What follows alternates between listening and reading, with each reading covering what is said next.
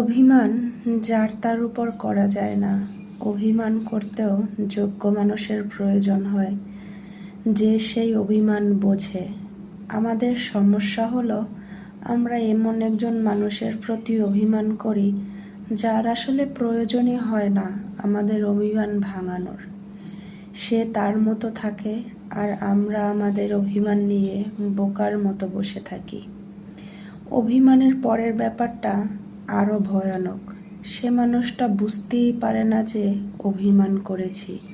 তখন নিজের উপর ভীষণ রাগ হয়, নিজেকে অসহায় মনে হয়, আর এই অনুভূতিটাই আসলে ভীষণ কষ্টের।